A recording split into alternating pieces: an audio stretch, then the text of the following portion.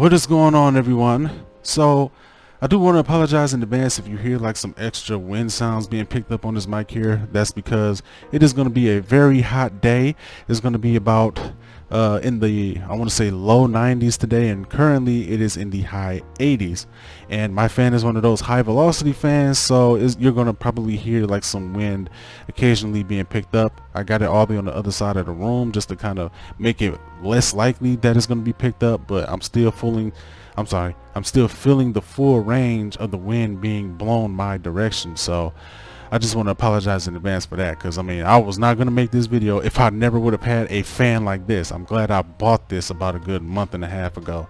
So anyway, we are going to be on Top 5 Unknowns video and channel today. This is going to be 5 police case cover-ups that will give you chills. Now, you need to understand the general idea of what a police cover-up is going to be.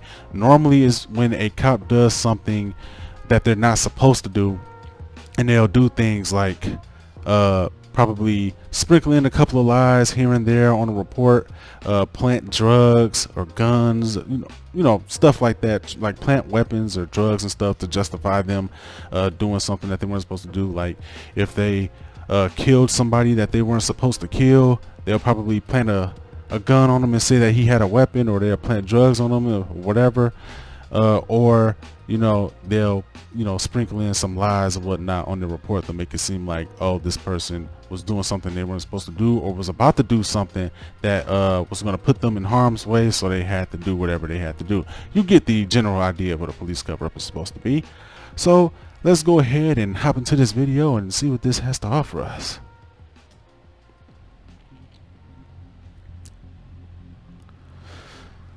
Police officers take an oath to protect and serve communities all over the world. They put their lives on the line every day to make sure citizens are safe, and more often than not, they're regarded as heroes. In some cases, however, law enforcement officers are committing crimes, and those crimes are being covered up by those in power. Corruption is often swept under the rug, but in these 5 cases, it was exposed.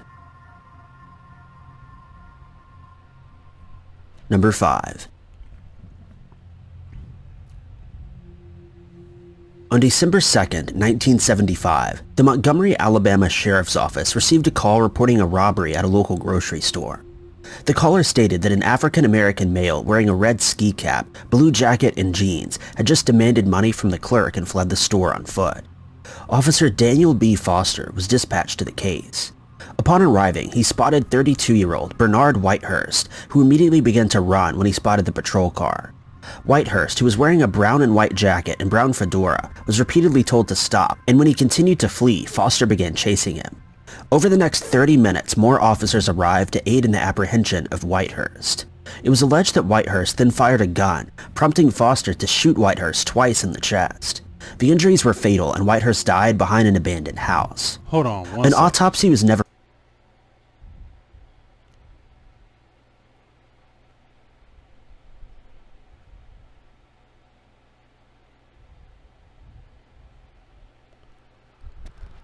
Sorry about that. I kind of seen my screen kind of do something it normally don't do, so I had to like check the app that I was recording the screen from. Told to stop, and when he continued to flee, Foster began chasing him. Over the next 30 minutes, more officers arrived to aid in the apprehension of Whitehurst.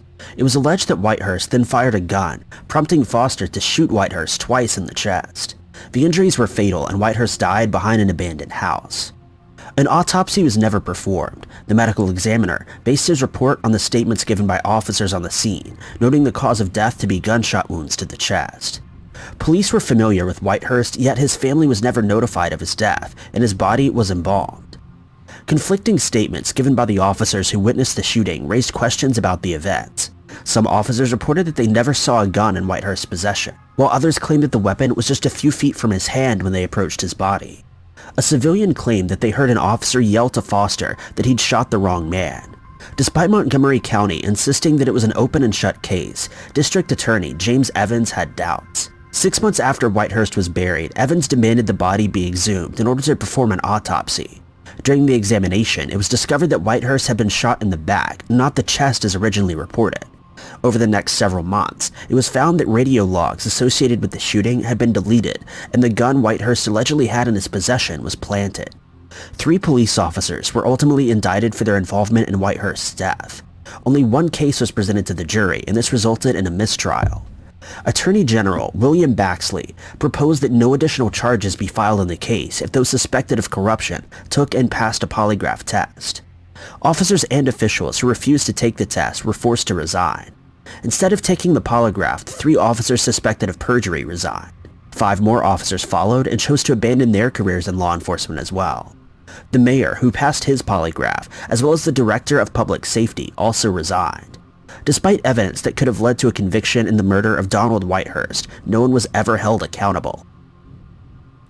Dude, what the hell? So you mean to tell me... Okay, so obviously the 3 that was involved in the case here. Okay, that's I kind of had to go back and make sure I understood exactly what was going on. Yeah, that's kind of fucked up. The fact that they only got so far as to get those officers indicted, but they basically got off. Oh, they basically got away scot-free. I mean, what type of justice is that? The fact that they were able to do that shit, lie on the report, and it's proven that the shit was, you know, lies, and that the gun was planted. The fact that all of this proof was there, and yet nobody got charged, and they were able to just resign and just still live out their days and shit free, that makes no sense to me. I don't understand. On July 27, 2014, Desmond Logan began training at the Chattanooga Police Department in Tennessee. 6 months later, he was patrolling the streets. In 2015, while on duty, Logan picked up a woman who was walking to a relative's house and told her she was under arrest. Instead of taking her to the police station, he drove her to a deserted parking lot. He forced the woman into the back seat of his patrol vehicle and sexually assaulted her.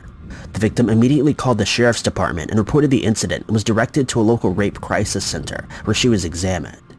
The detailed report of allegations against Logan was entered into Chattanooga's internal police department system, Blue Team, but it was later removed.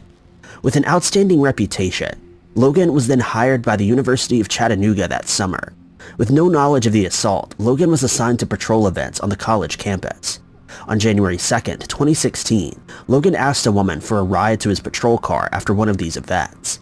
Instead of leading her to his vehicle, Logan directed her to an empty parking lot. He then pulled out his stun gun, using it on her leg, and demanded that she engage in sexual acts before exiting the vehicle. The incident was reported to the university and he was fired, but the police department was never notified.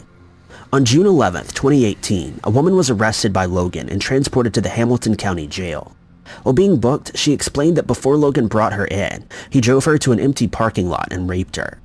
Her story was dismissed at first, and it wasn't until 3 days later that she was transported to a nearby medical center to be examined. Police Chief David Roddy held a press conference on June 16th to inform the public that an officer is being investigated for sexual misconduct. He claimed that the most recent incident was the only allegation against him, even though reports had been filed dating back to 2015. An anonymous officer came forward after the press conference and stated that Roddy was unaware of any incidents before June of 2018 because Assistant Chief Edwin McPherson and Captain Pedro Bacon deliberately concealed that information. A second officer came forward and said that Logan's history of sexual misconduct was well known within the police department, but no action was ever taken. During the investigation, emails were discovered between McPherson and Bacon detailing their involvement in protecting Logan. Logan was arrested and took a plea deal in federal court on September of 2019.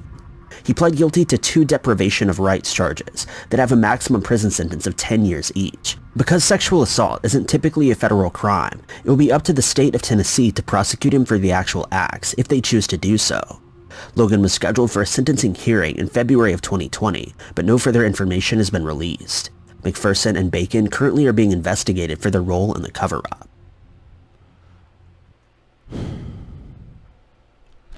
So you mean to tell me this guy was able to rape 3 different women over 3 different jobs? I mean, that we know of anyway. And this man doesn't even get charged for the shit that he got arrested for? Defamation of rights. Dude, he fucking raped 3 women. This dude should be getting what, like life? Devontae Miller was just 19 years old on December 28, 2016.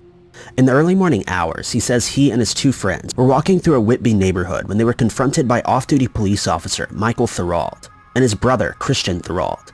The brothers began to question why the teens were in the area, and when Miller and his friends walked away, the brothers chased them, leading to a brutal attack. Michael and Christian claimed that they confronted the teens after catching them breaking into their father's truck, and they were only trying to apprehend them. Devontae was chased by the brothers into an area between two homes. Michael allegedly hit him with a steel pipe before beating him so severely that his left eye would later have to be removed. A witness, Toronto Fire Chief Jim Silverthorne, heard a commotion outside of his bedroom window and saw Michael and Christian attacking Miller. By the time Silverthorne made it downstairs, Miller had broken free momentarily and was banging on his front door for help. Silverthorne saw Michael force Miller to the ground, and he called 911 to report the incident. The 911 dispatcher informed him that the young man had just been caught breaking into a vehicle and that officers were already en route responding to a call Michael had placed just minutes before. They dismissed his concern that the incident was getting out of hand. Officers arrived at the scene and arrested Miller for theft, possession of marijuana, and assault with a weapon stemming from allegations that Miller was the one who brandished the pipe. He was transported to the hospital to assess his injuries. He suffered from multiple fractures in his nose and eye socket and spent months recovering. Michael and Christian claimed they were acting in self-defense, but Toronto police failed to notify the civilian watchdog, which investigates police involved in injuries and fatalities. It wasn't until months later that they were contacted by Miller's attorney requesting a review of the case. Because there are two very different accounts regarding the events leading up to Devontae's injuries, the case was taken to trial. In January of 2020, an Oshawa court heard closing arguments and has set a date for April to determine if the brothers are guilty of aggravated assault and obstruction of justice. Okay, so I'm gonna have to look up this case because this video originally came out on April 2nd. So I mean, I definitely want to look up some more about this case to see if like they came to like a verdict or anything like that. But dude, I mean, I can't really make any type of statements on this case in particular as far as like them getting off or anything, because for all we know it's currently still going on. But dude, that's just fucked up. Like, dude, these dudes beat this dude to the point where his eye ends up getting removed, and then they lie and say that he caught him with all these fucking weapons and shit, and it's just let's just continue. Number 2. Just before 10 p.m. on October 20th, 2014, Chicago police received a call to investigate a young man who was carrying a knife, slashing tires, and breaking into vehicles. 2 officers arrived at the scene and witnessed Laquan McDonald acting erratically, still holding the knife in his hand. The officers were not equipped with tasers, so they pulled their vehicles in front of McDonald to prevent him from fleeing the scene and requested assistance from an officer with a taser. McDonald then proceeded to puncture the tires of one of the patrol vehicles before walking away. McDonald was told repeatedly by officers to drop the knife, which he refused to do, and he was still holding it when Officer Jason Van Dyke arrived on the scene. Within seconds, Van Dyke shot McDonald, and after the first bullet was fired, 15 more followed as McDonald lay motionless on the ground. Initial reports stated that the action taken by Van Dyke was within guidelines of the department's use of force because the officer was in fear for his life due to McDonald threatening him with a weapon. The death was ruled a justifiable homicide. Dashcam footage was released to the public that did not correlate with what the officers on scene reported. McDonald never raised the knife to threaten Van Dyke, and he was walking away from the officer when the first shot was fired. Inspector General Joseph Ferguson looked into the incident and found that up to 16 members of law enforcement say they may have been involved in an attempt to cover up McDonald's murder. 2 officers at the scene made statements that they heard Van Dyke tell McDonald to drop his weapon before shooting him, but it was later discovered that they would not have been able to hear this request from where they were standing. Additionally, 4 officers had failed to follow police department regulations regarding their in-vehicle video and audio systems. The Chicago Police Department attempted to blame the lack of dashcam footage from these vehicles on the patrol cars facing the opposite direction or technical problems initially, but it was discovered that there was evidence of tampering and deliberate dismantle later on. A lieutenant was at the scene the night McDonald was shot and improperly discarded witness statements and went on to fabricate police reports. While under investigation for misconduct, he chose to retire. Ferguson recommended that 11 officers be fired as a result of this investigation. This included Deputy Sheriff David McNaughton and Chief of Detectives Eugene Roy, who approved false police reports after viewing the contradictory dashcam footage. Both men also retired before facing punishment. 4 officers who witnessed Van Dyke shoot McDonald were terminated for obstruction of justice and making false statements. They were, however, not held legally responsible for their involvement.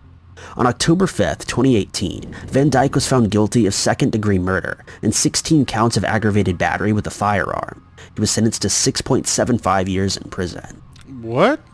What the fuck? Hold on. He was sentenced to second-degree murder. On October 5, 2018, Van Dyke was found guilty of second-degree murder and 16 counts of aggravated battery with a firearm. He was sentenced to 6.75 years in prison. What the fuck? How does second-degree murder and 16 counts add up to 6+ years, bro? Like a little over, basically 6 fucking years. What type of shit is that?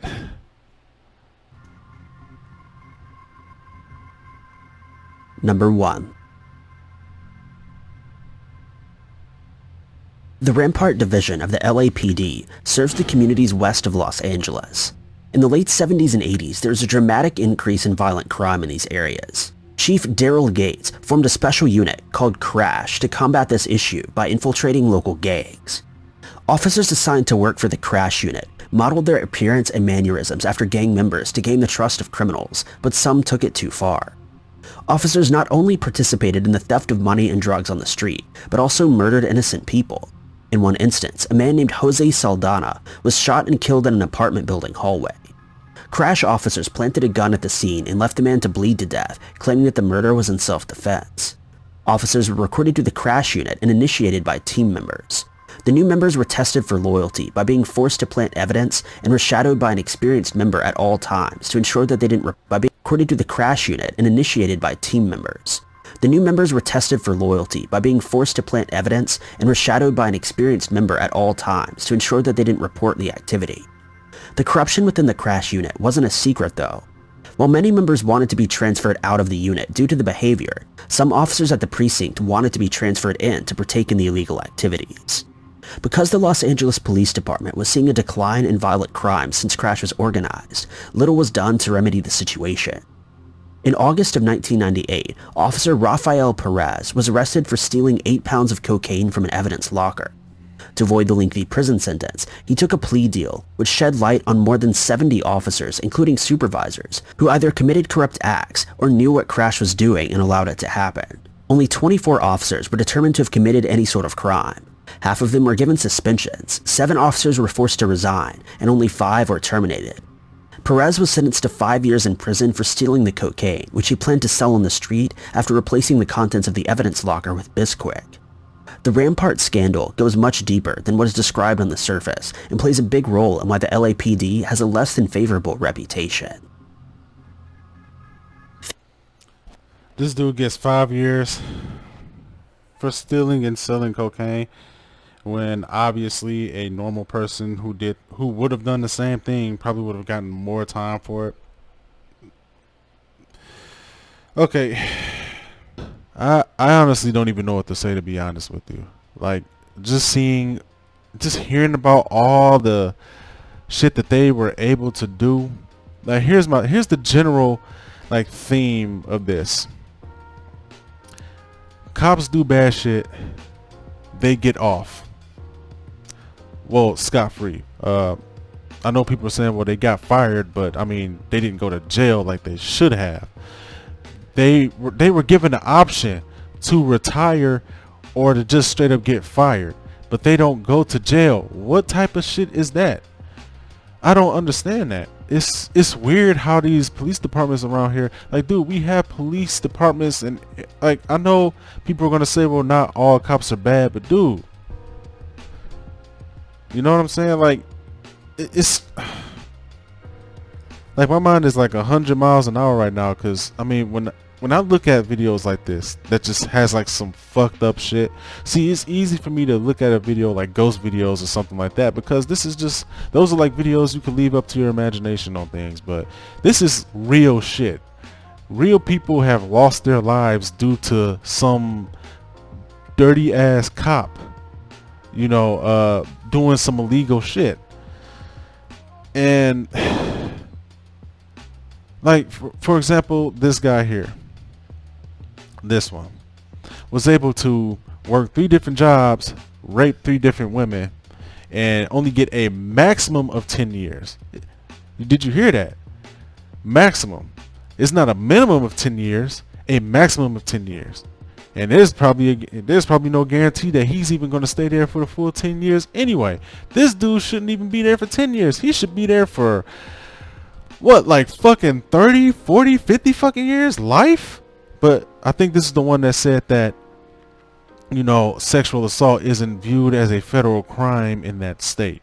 So, I mean, still, what the fuck? He was able to just do that shit. And the fact that he had people who worked with him who knew that he was doing this, but decided not to say nothing until after he got arrested. But I do understand that too, because one thing that you will learn about police culture is that when that one cop that does want to report some illegal shit that their coworkers are doing, they're usually the first ones to get like fired or something like that. Like I said, it's understandable, but still, morally, that wasn't the right thing to do. You shouldn't have waited until that shit happened. You should have tried to report his ass, and if you would have got fired, shit, go to the fucking news and let them know that he's doing that shit. Because you could have potentially, depending on what job this coworker like spoke out from, like if it was from the Chattanooga police department, which was, I guess, the first police department he was at, and you know, he was doing the shit then, like if that's where the coworker is from, he could have said something about it so that, you know, the other 2, I mean, that we know of anyway, just the ones that's being reported on right now, wouldn't have had to go through that shit. This dude sexually assaulted 2 more females, like I said, that we know of, after this shit.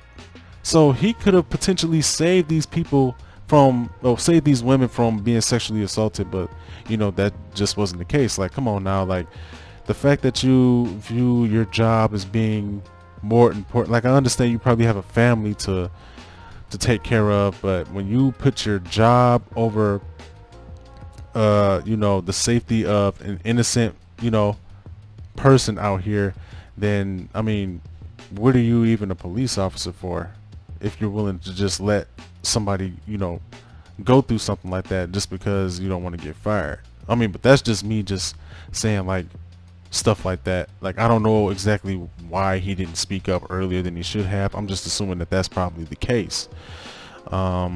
This guy here, which is the first one in this video, they, like I said, they usually put some lies and shit. They lie in their reports and, you know, shit like that. And then the coroner didn't even like check the body because he just went off of the reports of the police officers. Dude, you're supposed to check that shit. And I mean, I'm glad that the fact that the district attorney had to basically call bullshit on that whole case was the only reason why, you know, he was even able, well, he didn't even get justice. Even when they found out that this is some bullshit that these cops had made up, they was able to just quit their jobs. You know, nobody got charged. What did it say? They got indicted, but they never got charged or anything. They was able to get away scot-free. So I mean, what justice is that? They're able to just walk around here, and, you know, knowing that they took somebody's life. And there was even people saying that that was the wrong person that they were going after. Like, this is what I'm saying. And then you got things like this. I think he said it was like an off-duty cop and his brother chased, I guess these are the 3 men that they you know, chased.